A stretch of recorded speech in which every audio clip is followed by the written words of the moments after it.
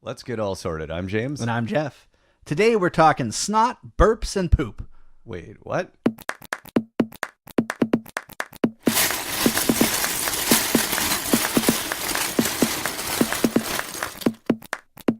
As always, if you want to check out the links to everything we're talking about, head over to breakingdads.com. Breakingdads.com. Breakingdads.com.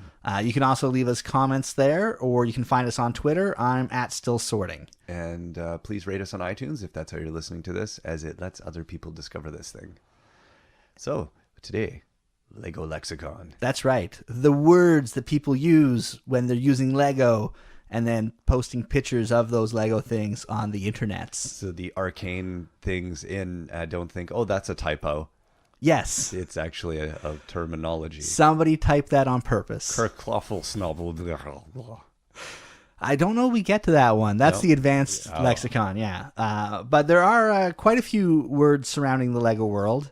A lot of them are used to describe people in Lego. Like, for example, the Dark Ages. Sounds we've talked about before on the podcast. scary. Yeah, and it's one of the best Lego terms, I think. It's the period of time when you stopped building with Lego as a child and then started again. So right before the Enlightenment. right before the Enlightenment, yes, enlightening. Enlightening. Right before the enlightening and thunder. And then you build again. Yes, you're struck by the creative urges of Lego. Like, yeah. Yeah, that is a good term. I like that. It's not too arcane. It just seems self-evident. And you can use it without embarrassment. Right. When it's like, oh, that's the set that brought me out of my Dark Ages. You know, it works. It's a good sentence, and people... It doesn't have a double meaning. It's just pretty straightforward. Yes. I was an idiot before this. I once was lost, but now I'm found. Now I is smart. Yeah. So I like that term. One of the most popular terms I don't like, and that's what us grown-up Lego peeps call ourselves. Yeah, no. And that's AFOL. Awful? Or AFOL or AFOL or AFOOL. A fool, yeah. Well, Yeah. Basically, AFOL, Adult Friend of Lego, which it sounds like you've got some terrible disease or something. Yeah, you've got bricks growing on you. Yeah, like, oh, did you hear about Jim? Yeah, he's an AFOL. Yeah.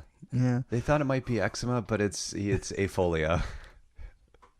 I hope they get it removed. There might be an ointment. Or... He's definitely going to need to see a dermatologist. That's for sure. He's so noisy now when he walks around the halls. Yeah. It's a terrible term. There must be people out there that love it and wear it with a badge of honor. Just like there's people that wear Trekkie with a badge of honor and don't say, it's Trekker. I'd like to apologize to you, but I'm not going to because it's a terrible term. You shouldn't use it. I think it's a case of there's nothing better. Yeah, that does seem like to be the... Yeah.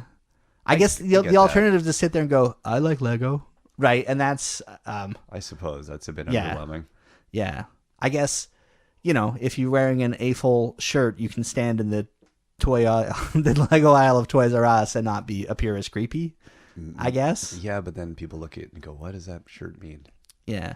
I don't know. It's what we got. It's what there is right now. It could be like adult Lego builder or like there's got to be some other thing we could come up with. Well, there's ALE, adult Lego enthusiast. I like that better. But I think the problem is like why we have to throw adult in there. Like, right. Isn't it obvious? Yeah. You're an adult. I would like a more inclusive term. I don't know. If you know one, let us know because there has to be better. There has to be. Yeah. I want there to be better because I don't know if I can commit to awfulness. So the awful shirt I bought you for Christmas, you're not going to wear it? Is that what you're saying? I probably will actually. Like that's the worst part because again, there's nothing. It is what it is right now, and until something better comes along, as long as it has a Lego design on it, you're good. And you can on our website breakingdads.com, there is a link to the message board chat where this term was first proposed. No. So living internet history. That's cool. Whilst it is still there, you can click on it, and that's fun. That is. But I don't know. And the worst part of the AFOL is we've got a lot of terms that come off of that. And I think this is why it's here to stay, unfortunately, because once you get variations on a theme, it becomes a theme and it's stuck. So the seed has been planted. So we have a foffle, What? a female adult fan of Lego, because again, I didn't think it could get worse. yes, like it's, you know, so you can go, but it's not just for boys. And to prove it's not just for boys, we have this completely separate but equal term. Yeah, because you can't just be a person of Lego enthusiasm. No. You've got to be gendered. Yes. You gotta be how about a waffle? A wife adult? No. Well, we'll get to that in a sec. Oh my goodness. But no, there's foffle or AFFOL, which just sounds like they're laughing at me. I don't know what that is. Or a sheafle. That again, it sounds like something I'd hear on a farm. Yes. Like, well, that sheafle over there. I don't know if she's gonna what? Yeah. I don't. I get the intent. Yeah. Exactly. I can get behind the intent, that, but the verbiage itself it sounds kind of demeaning. Yeah. Yeah. It's like, I'm an awful. Actually, you're a foffle. Yeah. Well, actually, I like to call her a sheafle. Shouldn't you be building a kitchen? Like something terrible like that. I don't see any Lego friends in this pile here. Snap. But it's there. And there's probably someone using the term with pride, and I don't want to take that pride away. I don't know. I might. I think it's just kind of demeaning. I think there's got to be like you said, there's got to be a better term, and that's kind of gender neutral. I don't know why we need to genderize this. Like, who cares that you're a woman or a man? You're a Lego fanatic. Yes. That's all that matters. I agree. I think drawing these lines is a little bit... we have some more lines to draw. Oh, no. So there's a T-fold and there's a K-fold. So a type of pan and a designer drug. Yes. Oh, that Jimmy, he got hooked on the K-fold. Wow. Although a designer dog would probably be less expensive a hobby yeah, this is than true. Lego. So that's good. A teen or a kid fan of Lego would be the T-fold and K-fold. Again. Yeah. But then it gets worse. Okay. There's a woeful. A woeful. Which is a widow or widower of adult fan of Lego. That is a woeful term. Yes. What? So this is someone who is related to someone who is a fan of Lego. One of the various other prefixed fan of Legos. I see, not literally that. But they themselves are not a fan of Lego. Not literally once you die, your wife becomes a woeful.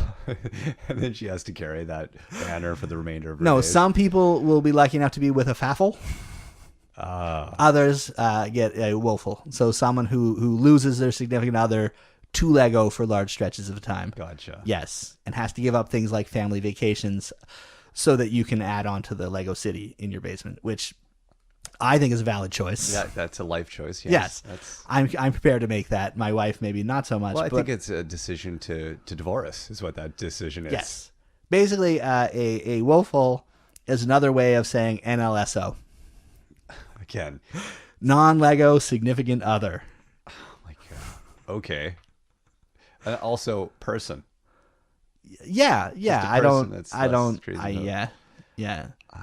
It's interesting how any subculture seems to need. It's as though developing its own lexicon legitimizes it as a subculture. Once you can be a subculture, but you're not. It's like it's not real until they have words that define it, and then once it has its own lexicon and its own. Well, I don't know. This is a chicken egg discussion for sure because. Maybe. Does the lexicon grow out of a desire to separate yourself, or does separating yourself grow these words? Because I feel like these terms all came about organically through the internet and communication with strangers from far away. But to lands. Outsiders, it sets these people apart because they have a secret language. Yes, like any kind of subculture. Yeah. So that or cult. Yeah, or cult. Yeah, it's a weird. I get the urge, and I can see, and you see it in any group, but. Yeah, they often are terrible. I mean, if you think of the weird lingo of any subgroup. So I mean, as much as I make fun of it, it's I feel like the terms we call ourselves, those ones, the AFOL and all of their derivatives, are the worst of us. Yeah, but then there's the other. We get better. Yeah, the words get better. Yeah. For example, one of my favorite ones is parts monkey. Yeah, offensive, but also kind of funny. Yeah, and it's I'll define it for you people not in the loop. A parts monkey is a person that finds the parts you need so that you can concentrate on building. So, for example, in my house, when I buy a new Lego set and my kids go, "How come you get new Lego?" and I say, "Because I'm a grown-up and I can make these choices." Stop asking questions and pass me that 4x4. Yes. They're like, "Can I help you build it?" And I'm like, "Well, I'm going to build it because it's my toy. It's for me. But you can help." Yeah. So, yeah, they'll look on the pages ahead, find out the parts I need, and group them together. They're your so parts that monkeys. Exactly. And then I go, "Dance, parts monkey, dance." Do you make them wear little hats? I do not, but I might start. Ah. So that'll be fun. And then a purist, which I like, and that's a AFL that does not include any customization such as modified parts or custom accessories from third-party vendors in their builds. What if you're a child who is also has that purist ethos? Do you have to be an AFL to be a purist? I guess you can be a TFL or a KFL purist as well. Yeah, so you're a KFL purist. That again sounds like you're really good at cooking. You're in the desert in your van making crystal meth. That's what this sounds like. I'm a KFL purist. A KFL purist. Or like you're at the airport asking for donations in some sort of outfit. Yeah. I'm a KFL purist. Yeah, all white. Yeah. I don't know. To me, at least purist makes sense. If you hear it, it's like, oh, that's a purist build. I think so. I think as a general term, I don't know if it needs to be, have a modifier like AFL put on it, but purist. Yeah, I guess it's a Lego builder. Yeah. Yes. We want to be inclusive I see. here on All Sorted, so we will. It's a good term, though. I mean, it definitely defines the kind of build. Yeah, and they frown on people who use stickers and other parts from. It's like, oh, nice Transformers build, but you use Creo heads, so I will never look at it again. It must be burned to the ground. Die, die, die. So, and I mean, there's purists that are cool. They're like, hey, I got me, you do you. Yeah. And then there are others that do like to get the pitchforks and torches. And that's funny. Yes. That would be acceptable, except for that part. Yes, exactly. Oh, anybody could do that if you cheat. Yeah. And again, there are purists who are lovely people. Right. That they're just like, no, this is just what I like. And those are good people. Yeah. It's the evangelical purists that get you. Yes. Right. It's your hardcore atheist that you're opposed to. Yeah. Yeah. So those are a good grouping of the words we use to describe Lego people. Yeah. But there's some other Lego words which come up a lot. Probably the most used one that I think everybody that's somewhat into Lego has heard, and that's mock, which is my own creation. So any model built from a fan without any instructions. I like that one. Yeah. I like it a lot too. I like that it sounds like a negative word. Yeah, exactly. But it's positive. Yes. Right. This is my nice mock. Yeah. Yeah. So you could be a mocker, you can be mocking, and it's all Lego-fied. How it works. I think a lot of it is as soon as we get away from the words that are defining things and not people, it just seems a little bit easier. I think when you're in words that define people, it seems a little bit more like, I don't know, something negative about it. Even if the word's a bit weird or silly, if it's talking about a thing, it's like, it's just a thing. Yeah. It's not demeaning, I guess is what I guess. With the grouping of people, it depends on the type of person you are. Like, for example, over the years, I found you're a person who doesn't like to put music into genres either. Right. So I think you're uncomfortable with labeling in general. Yeah, that's a good point. Yeah.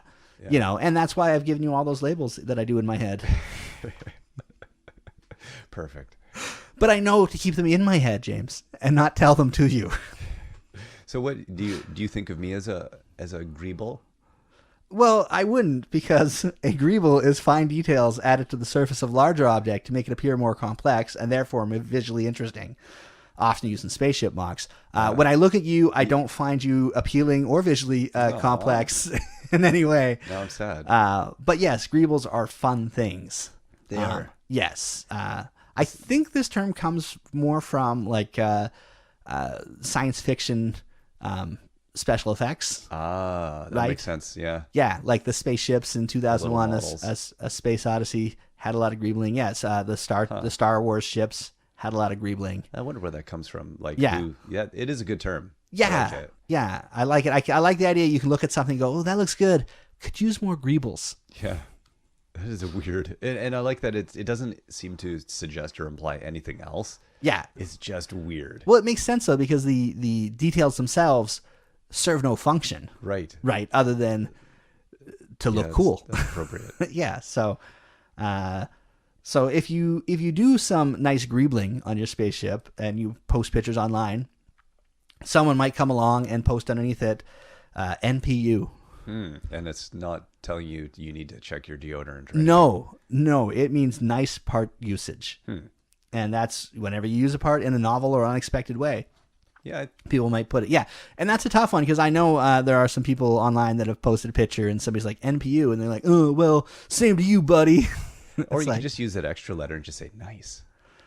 You could, but then why? you wouldn't be Legofying the lingo. I suppose. Again, Yes. Wouldn't be separating myself from the people in the know and the people that don't know. Yeah, it's the equivalent of walking down the street and like just touching your nose at someone, like, hey, Wearing my we know this. Freemason ring. Yes, like you do. Oh, yeah. Can't believe you wear that Yes. when we record these podcasts. Seems superfluous. It make you do the special handshake before we Yes. record. Yeah. And NPU is one of those things where there is arguments over when you should and shouldn't use it. Okay. Yes, because some people, like somebody will come on a post under a mock NPU, and somebody else will be like, oh, well, somebody else used that part in a better way in this build 2 years ago, so it's not really that novel or new. Right. And other people are like, I just wanted to give them a compliment. Yeah. So I thought they used the parts well. Is that not good enough? So use it at your own peril. Somebody might come along and argue with you on whether it is or is not indeed nice parts usage. So there needs to be a word that says whether or not you use Lego lingo in a right way. Like nice Lego lingo usage. Yes. Yeah. We should try to coin that. So anytime anybody goes NPU, you can post smooth. you can post NLU underneath it. The next word is fun to say, and that's blay. Blay. And this word comes around because around 2004, 2005, Lego changed the color of their gray. They changed the tone of the gray from it used to be a greener tone, like a greener, warmer tone in the gray, and now it's a bluer, cooler tone in the gray. Blay. And so when people first saw it, they were very upset because their grays didn't match anymore. And so they were building with this gray, and now we have this new gray, and they don't look great together.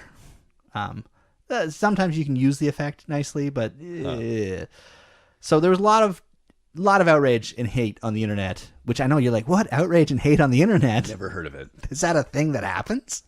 It doesn't sound like a pejorative term though. Like it's not like. Well, it was at first. It was like, oh, that's blay. But it fits its kind of. Yeah, I think now I like it's been 10 years since the changes happened, and people have lots of the new gray, and it's a nice color by itself. I think there are it's blay's just become more descriptive term to separate the new gray from the old gray. But there's definitely people out there that are still very cheesed off. Yes. Screaming on the hill. I will never build with blay. It does sound like something like an anime character. The one thing it does do is when you buy a bulk lot of old Lego and it's got gray in there, it does make the sorting more difficult. You gotta have your special blay lighting in place. Yes, because under some lighting they don't look that different, and then you build with it, and then you're like, oh, those are not similar at all. So that's fun. And then there's some words for very specific parts. The Erling brick, or otherwise known as the headlight brick or the washing machine brick. I like that. I like headlight brick. That's what I always called it as a kid. And I think that's where most people did, because it was very often used as headlights in cars because it looks like a headlight. It was designed in 1979 by Erling. I can never say this name. Didrikson? Yeah, there we go. Sounds about right. Yeah.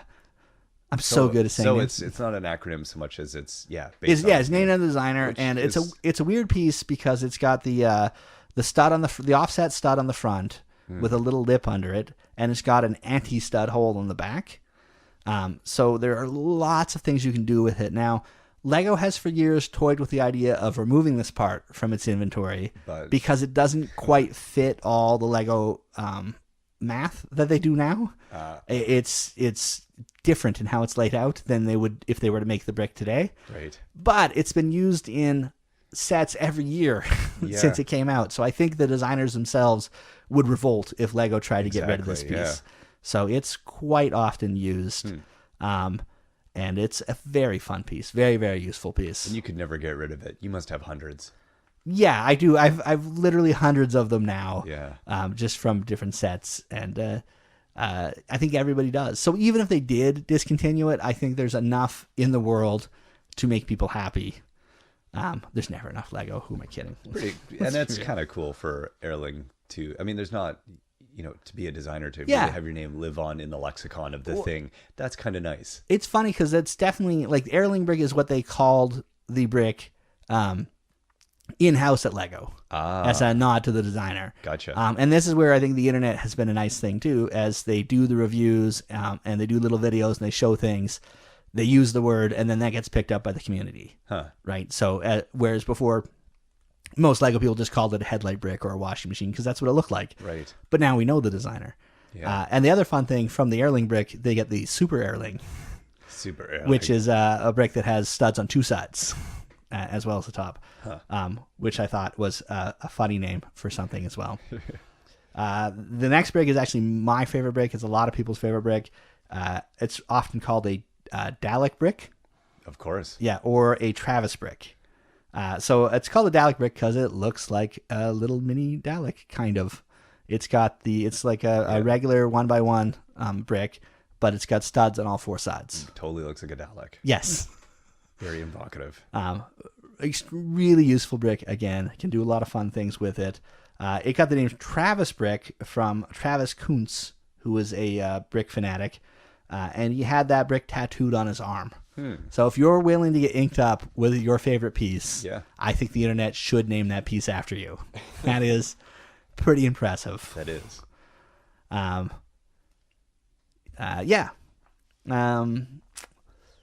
So those are the bricks that have very specific names out there. There is a couple of fun terms that I like. One is a terrible acronym. It's called STAMP. Which stands for sticker across multiple parts. And that's anytime official Lego instructions call for stickers to be applied over more than one piece. And of course, Lego builders hate that as it makes the parts impossible to separate and use again. Yeah. So over the years, Lego has learned not to do that because it really makes people angry. Yeah. But they still do it from time to time. And I think they do it because they know it'll make people angry. It's one of those things where it's like, like the designer goes, ooh, if I do this, then people will talk about it on the internet and my set will be seen. Right. Right. Imagine the hate mail. So that's always fun when I think there's a little playfulness. There's no reason to do it now, but they'll do it. Yeah. But my absolutely favorite Lego term, which I did not know there was a word for this for all my life, and I wish I could go back in time to a small child and learn this word. The word is grustelling. That's a good word. It's grustelling. That's the sound made when sifting through a mass of Lego. That's, Yes. Yeah. You can hear a beautiful recording of grustelling in our intro music. It's one of those sounds where it's like, when I hear that, I think of fun. It's like, it's a very positive association for me. Yeah. When my wife hears it, it gives her a headache. As I think it does to anybody who's not a fan. Yes. I think who has children who are looking for that one part in a giant bucket of Lego. And that search seems like it takes seconds to you. Yes. But it's an eternity to the person in the other room. Yes. But at least now my wife knows the word, so she can go, oh, the grustelling. Why the grustelling? It adds to the effect of her ennui or whatever it is. The existential angst she has. Oh, the grustelling. A moment in time, forever in my brain. Why? Yes, I think there'll be some grustelling related poetry coming out. Look for my wife's book. 5 Nights in Grustelling. 5 Nights in Grustelling. It's like begging to be used for some other purpose. Yes. It really is. That is a phenomenal word. It's a great word. Yeah, it's ever since I found it, it's been off my lips often. Yeah. Yeah. Now we get to a bunch of Lego terms that sound dirty, but aren't. Okay. Yes. So I'll just give you the words real quick. They are snot, burp, crap, and poop. Yep. Yep. That's. I'm a grown man on the internet saying snot, burp, crap, and poop for informative reasons. Okay. Tell us why. Okay, well, snot is probably the most known of these names. Words. It stands for studs not on top. Huh. So that's any building technique that turns the bricks either sideways, so the studs are coming out the side, or inverts them, so the studs are on the bottom. Okay. And it makes sure the models look really polished and clean and finished, and is good building technique. Slick as snot. Slick as snot, absolutely. All right. And it's great because you can put your mock-up online, and people will go, I love your snot. That's some great snot work there. Yeah. And that's fun. It's fun to be a grown-up typing snot on the internet. And then we have burp, which stands for big, ugly rock piece. And, of course, it has the brother lerp, little, ugly rock piece. And these tend to stick out in your builds when you use them. Right. Some people love them. Some people hate them. I was just at a show at a Surrey museum nearby our house here, and I could pick out all the burps and lerps in their rock faces in the back, and I don't know. I like them. I like the look of these pieces. I like it. To me, it's very Lego. Right. Other people can't stand them, and they will go to great lengths to not use them in any way, shape, or form, and get angry when other people use them. I don't know. Yeah. They're a fun piece, sort of a piece of Lego history for me. Good words, though. Yeah. Burp and lerp. Burp and lerp. Yeah, and it's great because now I can say to my kids, pass me that burp. Thank you, Parts Monkey. And then there's crap, right, which stands for a crummy ramp and pit plate, which is any base plate with the base plate with the ramp that leads to the pit. I'll take offense to this one. Yeah. They're not. They're not crummy, are they? Because we just did our castles episode, and a few of those castles use the crap. Yeah. Use the crap quite well, I would say. They use the crap out of the crap. Yeah. Now, as a kid, I would love to have those because it makes your building look so much more substantive as it's higher with less pieces. As an adult, I do. You can't look at the crap and go, well, that looks realistic. Yeah, no. You definitely lose some realism. Yeah. Yeah. But like I said, as a kid, it's a good play piece. And again, as an adult now, I look at it as a piece of Lego history. So when I see it, I think, oh, that's awesome. That's true. Yeah. That's a good point. Just the idea that Lego made that at one point is pretty cool. It's true. Yeah. So I like that crap. And other people hate that crap. And what's the other offensive one we have? Come on, say it. You want to say it. It's not burp, crap, and poop. Poop. And that stands for parts out of other parts. So that's any element that could have been built out of smaller elements. And this is one thing that really cheeses off adult builders as they look at poop as sort of the juniorification of Lego. Right. So, instead of building your plane wings out of several different plates, it's just a big wing that you slap down. Yeah. They get upset. I agree with them because anytime you have poop, you lose versatility. Yeah. Right? And Lego, at its core, Lego is about infinite possibility. Exactly. Right. But when you look at the cabin of an airplane made out of Lego completely as a solid piece, you're not going to be able to put that in too many other builds. No, exactly. It is the cabin of an airplane. Yeah. So down with poop, up with parts. Yay, world. So there's got to be a term for people who really know how to work with poop. I don't know. Parts Monkey we already did. Yeah. That is very true. But at the same time, if you're, because Lego builds sets for 5-year-olds as well that are in system, not the Duplo. And a 5-year-old, you don't want them stacking 5, 1x2s every time they have to build something. It's nice that they can just plop down those frames and be done. It's true. So poop has a reason. And maybe they can make a mech warrior out of their, airplane cabin. Those ones, I don't know. The ones that speed up building, I'm less mad at than the ones that are a thing. Right. Okay. Yeah. So I don't know. But I mean, really, if you think about it, they used to make Lego horses out of bricks, and now they make a Lego horse figure. Is that poop? Because you could build that out of other parts. Yeah. So to me, there's a limit for there's useful poop, and then there's terrible poop. Okay. Should I end this analogy now? I'm glad. Yeah, I think we've defined all kinds of poop. We really have. We've got deep into the poop. Yeah. I think. Hopefully, we've helped fill some gaps in your Lego lexicon, dear listener. And if we didn't, hopefully you just enjoyed hearing grown men say the word poop repeatedly. Yeah. So, win-win there.